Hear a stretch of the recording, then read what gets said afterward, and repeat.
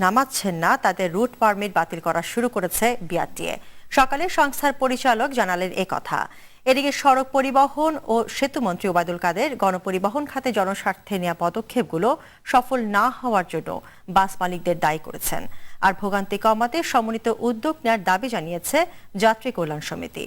Report করছেন Zahid Rahman. Sitting service ও অতিরিক্ত ভাড়া আদায় বন্ধে বিআরটিএর তৃতীয় দিনের অভিযানের চিত্র এটি।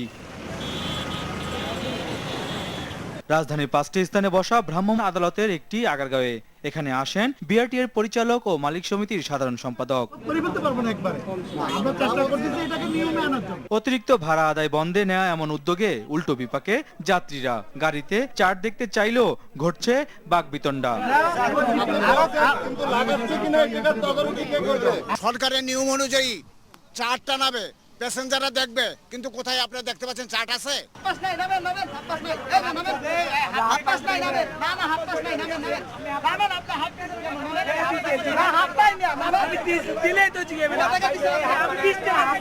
রাজধানীতে তুলনামূলক গণপরিবহন কম, এমন বাস্তবতায় মালিক সমিতির কণ্ঠে ভিন্ন সুর।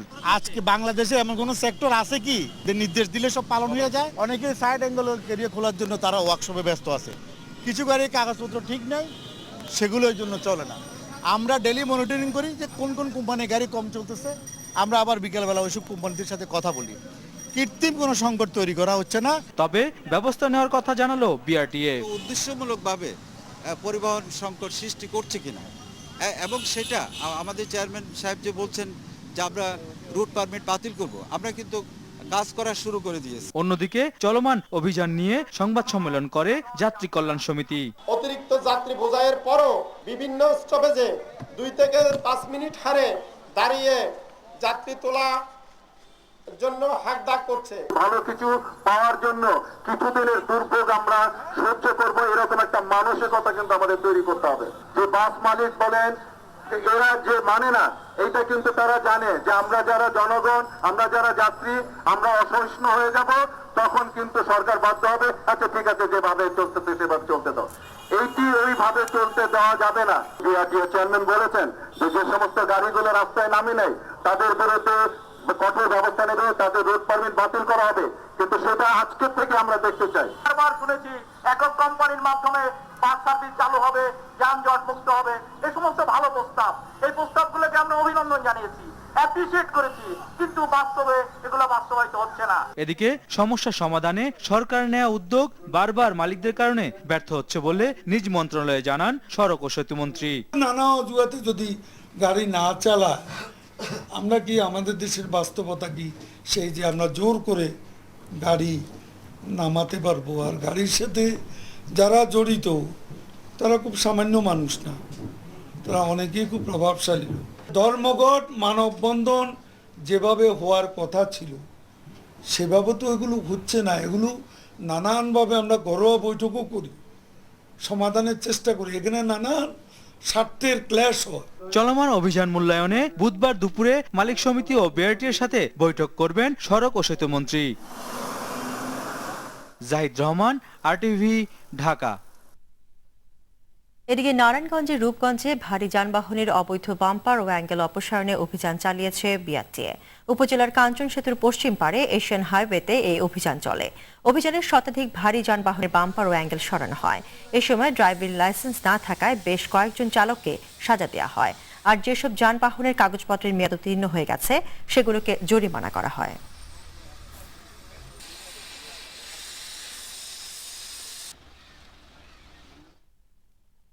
প্রধানমন্ত্রী ভুটান সফরের খবর। সংস্কৃতি ও শিক্ষা বিনিময় সহ 2টি চুক্তি ও 3টি সমঝোতা স্মারক সই করেছে বাংলাদেশ ও ভুটান। দুদেশের প্রধানমন্ত্রীর উপস্থিতিতে থিম্পুর রয়্যাল ব্যাংকোয়েটে এই চুক্তি ও সমঝোতা স্মারক সই হয়। এর আগে দ্বিপক্ষীয় বৈঠক করেন প্রধানমন্ত্রী শেখ হাসিনা ও ভুটানের প্রধানমন্ত্রী সেরিং তোপে। রাষ্ট্রীয় আতিথেয়তা গ্রহণ করেন সে দেশের রাজা জিকমে ওয়াংচো।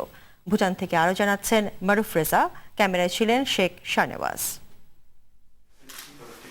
3 দিনের সফরে ভুটানে প্রধানমন্ত্রী শেখ হাসিনা। উদ্দেশ্য আন্তর্জাতিক অটিজম সম্মেলনে যোগদান, পাশাপাশি দুই দেশের পারস্পরিক উন্নয়নে সহযোগিতামূলক আলোচনা। সফরের প্রথম দিন বৈঠক করেন ভুটানের প্রধানমন্ত্রী দেসিরিং তুগবের সঙ্গে। চুক্তি ও সমঝোতা সই হয় গুরুত্বপূর্ণ 5টি বিষয়ে, যার মধ্যে রয়েছে পারস্পরিক দ্বৈত কর পরিহার, কৃষি ও কৃষিজাত পণ্যমান, সাংস্কৃতিক সহযোগিতা ও ভুটান কর্তৃক বাংলাদেশের অভ্যন্তরীণ রুট ব্যবহার সহ বেশ কিছু বিষয়। এর আগে মঙ্গলবার সকালে 3 দিনের সফরে ভুটানের পারো বিমানবন্দরে পৌঁছান প্রধানমন্ত্রী শেখ হাসিনা। এ সময় তাকে স্বাগত জানান ভুটানের প্রধানমন্ত্রী দেসিরিং তুগবে। লাল গালিচার অভ্যর্থনা শেষে দেয়া হয় সর্বোচ্চ রাষ্ট্রীয় সম্মাননা গার্ড অব অনার। সেখান থেকে নিয়ে যাওয়া হয় ভুটানের রাজা জিগবে ওয়াংচুকের প্রাসাদে। সেখানে গার্ড অব অনার দেয় রাজস্বিক নিরাপত্তারক্ষী, সেনাবাহিনী ও পুলিশ সদস্যরা।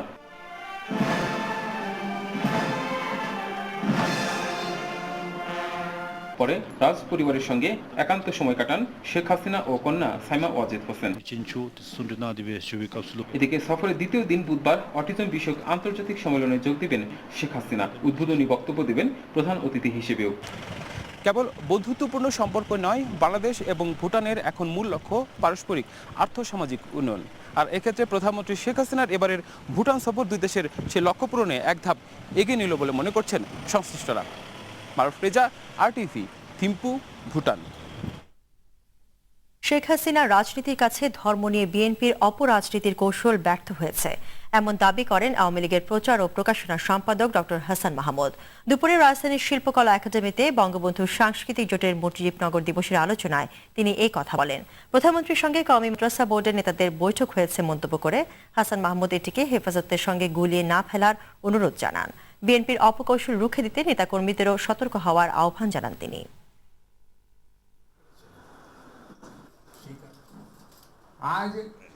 এতদিন ধরে বাংলাদেশের ধর্মপ্রাণ মানুষকে তারা বিভ্রান্ত করেছিল। শেখ হাসিনার রাজনীতির কারণে তারা এখন আর বিভ্রান্ত করার যে অপকৌশল এতদিন অবলম্বন করতেন, সেই কৌশল অকার্যকর হয়ে গেছে। হেফাজতকে লোভ দেখিয়ে কাছে টানার চেষ্টা করছে সরকার, এমন অভিযোগ করলেন বিএনপি মহাসচিব মির্জা ফখরুল ইসলাম আলমগীর। দুপুরে নয়াপল্টনের সংবাদ সম্মেলনে তিনি বলেন, নির্বাচনে জয় পেতে মরিয়া হয়ে নানা অপকৌশল করছে আওয়ামী লীগ।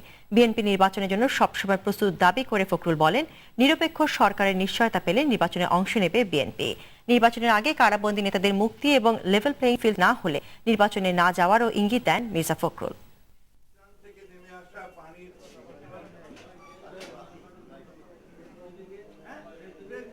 দাওরায়ে হাদিস, এটা তো আমাদের সরকারের সময়ে এটা আপনার গেজেট নোটিফিকেশন হয়ে গিয়েছিল।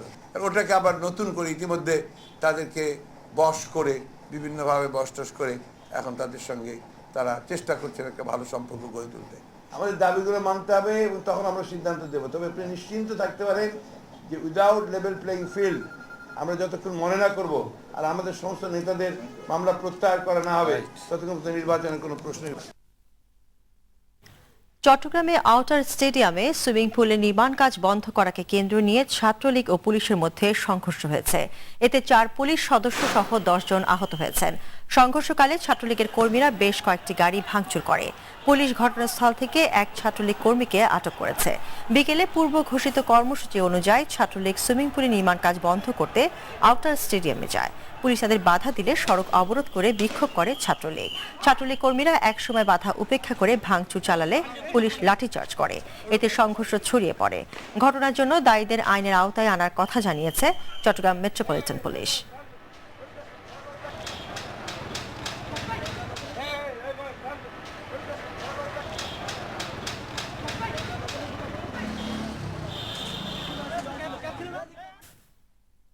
রাজধানী উত্তরা ও কাফরুলে আলাদা ঘটনায় 2 জনের লাশ উদ্ধার করেছে পুলিশ। রাজধানীর উত্তরার একটি আবাসিক হোটেল থেকে একটি নারীর গলা কাটা মরদেহ উদ্ধার করা হয়।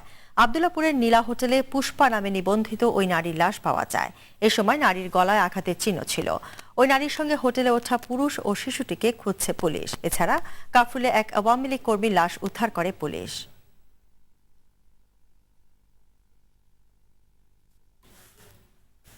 বিএনপি চেয়ারপারসন বেগম খালেদা জিয়ার সাথে সৌজন্য সাক্ষাৎ করেছেন ঢাকায় নিযুক্ত নরওয়ের রাষ্ট্রদূত এইচ ই সিদ্দিলব্লাকেন।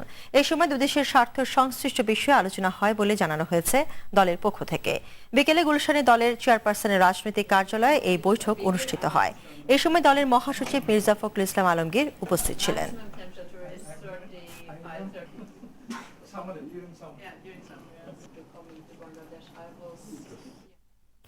মাত্র 2 বছর বয়সে একটি গরুর ওজন হবে প্রায় 27 মণ। অবাক হওয়ার মতো হলেও ব্রাহ্মা নামের এমনই এক উন্নত জাতের গরু পালনের কার্যক্রম শুরু করেছে প্রাণী সম্পদ অধিদপ্তর। যুক্তরাষ্ট্র থেকে আনা বীজ দিয়ে 2013 সালে প্রকল্প শুরুর পর থেকে ব্যাপক সাড়া পড়েছে কৃষকদের মধ্যে। ব্রাহ্মা জাতের গরুর বীজ খামারিদের কাছে পৌঁছে দিতে পারলে দেশে দ্রুত মাংসের ঘাটতি পূরণ সম্ভব বলে মনে করেন প্রকল্প সংশ্লিষ্টরা। গরুর মাংসের অস্থির বাজার নিয়ে ধারাবাহিক রিপোর্ট করেছেন জুলহাস কবির। আজের তৃতীয় পর্ব ক্যামেরায় ছিলেন নাজমুল হোসেন সাইমন। মাত্র 2 বছরের ব্যবধান, তাতেই হাসি ফুটেছে রাজধানীর পাশের জেলা নারায়ণগঞ্জের সোনারগাঁয়ের খামারি কামাল হোসেনের মুখে।